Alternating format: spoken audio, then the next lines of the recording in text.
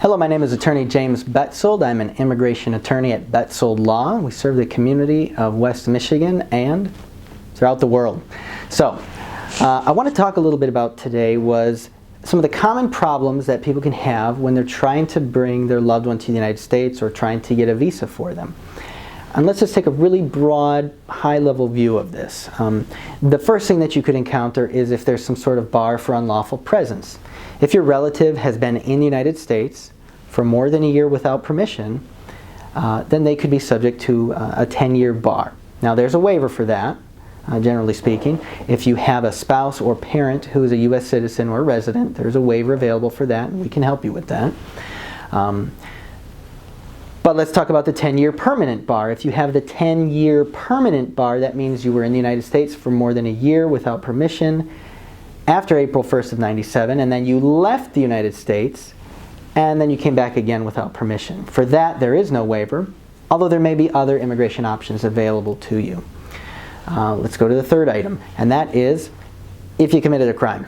Now, there are some crimes which you wouldn't think could be a bar to you getting a green card because they're not a felony, they're not violent, but they can actually be an issue. So let's talk about some of those. For example, here in the state of Michigan, there's a charge called retail fraud. Stole something from Walmart or one of the other stores around here, and you were charged with that. That can be classified as a crime of moral turpitude that does have immigration consequences. So you will need to contact an immigration attorney to be sure that's going to work out all right. If you have a conviction for, well, for example, driving on a suspended license, not really a big deal. Even consider this, a drunk driving conviction. If you have an immigration attorney, we can work with you to make sure that that won't prevent you from getting a visa either. But remember, anything with drugs, that could be a problem, and probably is a big problem. In fact, if you don't have a green card and you're convicted of any drug offense, the only way to get a visa is if you can obtain a waiver. And the only waiver available is if the offense involved 30 grams or less of marijuana and it was for your personal use. Any drug manufacturing, delivery, trafficking, that's going to have serious immigration consequences for you. The possession charge is a little less serious, but you can only have one and you'll need a waiver, and that means you're going to not be able to get your waiver here in the U.S. You're actually going to have to go back to your home country, ask for the waiver, and if it's approved, it's a big if it's approved, then you might be able to come back with a visa. So anything with drugs is a bad idea. Anything with domestic violence, any kind of violence at all, is a bad idea. Don't believe for a second, though, that just because your conviction was for a misdemeanor that it's not a problem. That's simply not the case.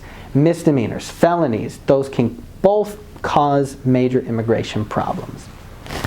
What's something else that could be an issue? Let's go ahead to number 4, and that is if you've ever lied to immigration. So if you filed a tourist visa application and you put lies on it, right? You said, oh, I don't have any kids. I don't have a spouse. I'm single.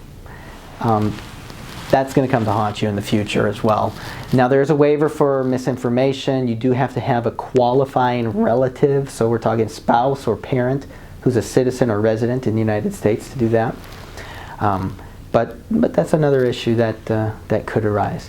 Generally speaking, those are the largest things that we see. Those are the biggest issues.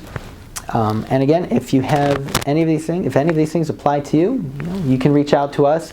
Our phone number's on our website. You can schedule a consultation. We would love to help you. First, make sense of your case, and then help you through it. I'm Attorney James Betzold, and I hope you found this to be informational.